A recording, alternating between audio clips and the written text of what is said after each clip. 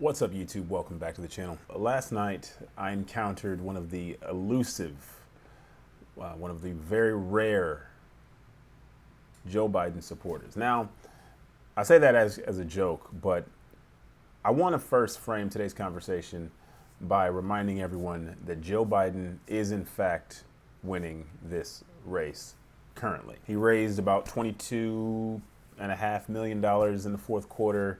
Obviously, that's not higher than Sanders, but that's not really important because, again, Joe Biden is winning. And that's really what I want to talk about, man. Joe Biden is winning. I met a Biden supporter yesterday, and it prompted a conversation in my mind about why this guy supports Joe Biden.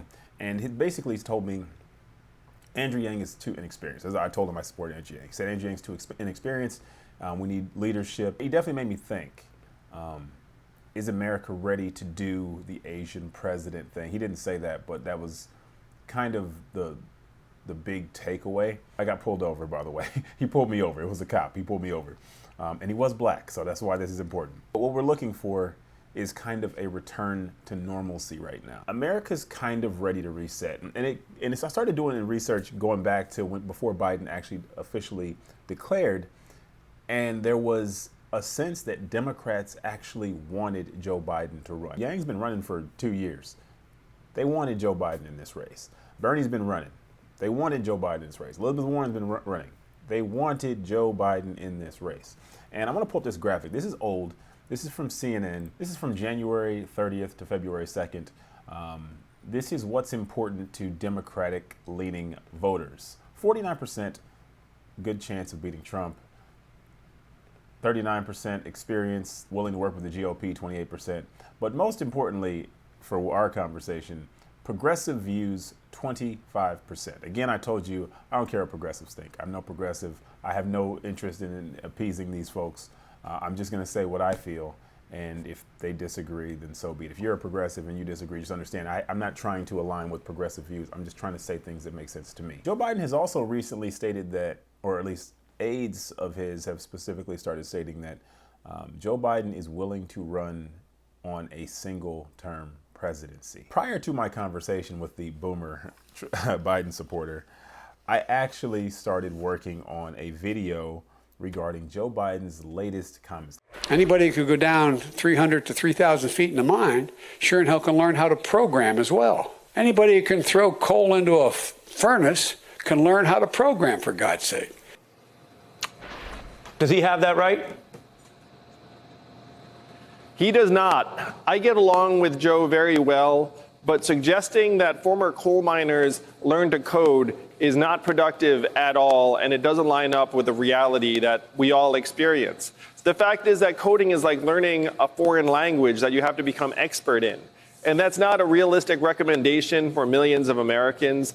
Instead, we have to stop confusing economic value and human value and put a dividend in place where we can all share in the incredible gains of the 21st century economy.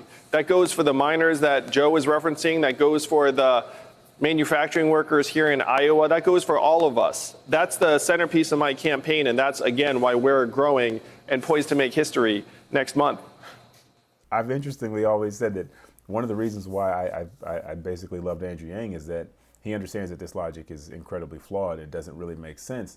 And for Joe Biden to actually be saying this at this particular moment in history, the fact that while he might offer that return to normalcy, he offers us nothing in the way of going forward. If you've been following Andrew Yang, you understand that this has been the conversation the entire time. So I can't even believe he would even say this. But maybe he forgot again. I think sometimes he forgets which election he's in.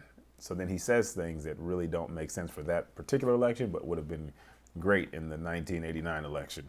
Being in Oklahoma, it's interesting because oil is huge. Oil dominates everything. And prior to living here, I'd never really even thought about oil, the oil industry, never cared about it whatsoever.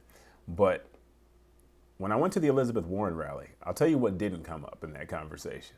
She didn't mention oil one time. You start talking about the Green New Deal and changing from fossil fuel emissions and standards and things like that. These practices that sound great in theory and they're great and they're you're trying to make the world a better place, that's great. But then you have to consider the people that are going to be affected by these policies. There's not many jobs that you can get outside, of course, the high technology fields where you can get a great living here, for example. I'll just give you Oklahoma as an example, other than working in the oil field. So while I might be somebody, whether or not you believe that fracking has anything to do with climate change, whatever, we'll take that out of the conversation.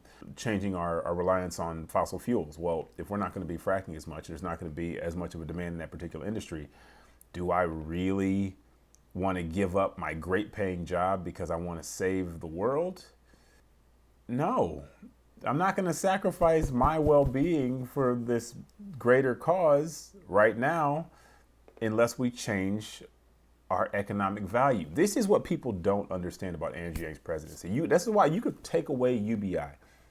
UBI is important because it's an admission that there is a flaw in the system, but let's just take it out. Fine, there's no UBI. This is what Yang wants to change about our economic system. By changing the metrics, by changing what's important, by changing our focus, we're looking at things that may not necessarily have the most economic value. They have the most human value. This isn't about what makes the most economic sense. Economically, what makes the most sense? Get a bunch of robots, you have them work all day and all night, produce as many goods as possible, make them last for a very short period of time, and we're gonna make a bunch of money. This is why Yang says we would follow GDP right over a cliff, and people just don't seem to understand that. But we need a president that looks beyond the numbers or identifies that there's flaws in the numbers themselves. Trump ran on saving the fossil fuel industry. You remember Trump talking about he's going to bring the coal jobs back and keep things the way they are. It's like, did you pay attention to 2016 or what? Like, I don't understand. This is, again, from The Atlantic. Worker retraining is a classic chicken or egg dilemma. Employers don't want to expand or relocate without the availability of an already skilled workforce. Workers who have been laid off through corporate downsizing or because their jobs were shipped to a foreign country don't want to dedicate the time and effort needed to go through the retraining without the pledge of a surefire job with the same or a better paycheck. 2008 recession in the U.S. shed 1.6 million manufacturing jobs across, or requiring just high school diploma, only 200,000 returned.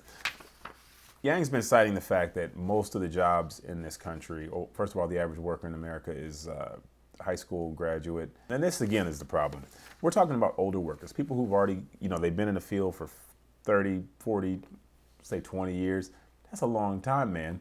All right, I need you to sit in this classroom and do something you've never really had any desire to do. And I think desire is a big part of this. This is why Yang's been saying lately, everybody doesn't want to work for the government or everybody doesn't want to do specific jobs. Like, who's to say that most people are going to want to do that? Now, sure, there's going to be a couple of guys. There's going to be 5 or 6 guys that you're going to find who are going to crush it. They're going to become amazing, and they're going to do something monumental, and they're going to be held up as the poster children for this particular movement. But the reality is, most people will not be successful. The Labor Department's Trade Adjustment Assistance Fund. Since the early 1960s, and in recent years, has paid upwards of $11,500 per eligible person for training, but a 2012 assessment of the program found that 4 years after completing the training, only 30% or 37% of its employed participants were working in their targeted industries.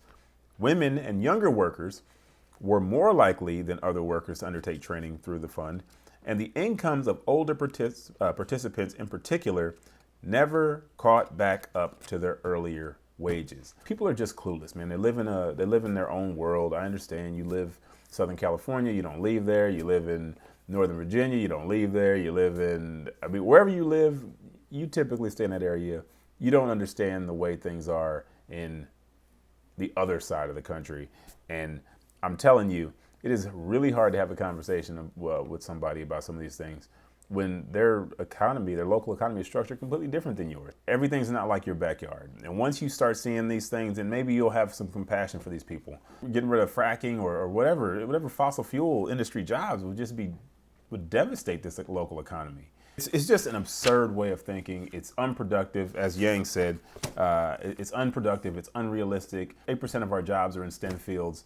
So shoehorning the 92% into the 8% is absolutely absurd, ridiculous, unproductive, a waste of time, and it lacks complete empathy to say, all right, go do something different because the economy no longer values what you do. But it's going to be those complex jobs that require multiple movements. You know what I mean? Like there's going to be movement involved in your job. Like if you just sit at a desk and you just look at some data on a spreadsheet, time's ticking. All right, so you better save up your money. You know, you start taking a couple extra classes and prepare, because ultimately, if there's no complex thought or complex movement or just if there's any kind of repetition in your current profession, they might not automate the entire job away. No, I'm sure you might still be there. There just might be less of you. They might need 8 people instead of 24. They can automate the small parts of the job or the repetitive parts of the job and leave only the complex parts for someone to actually take a look at.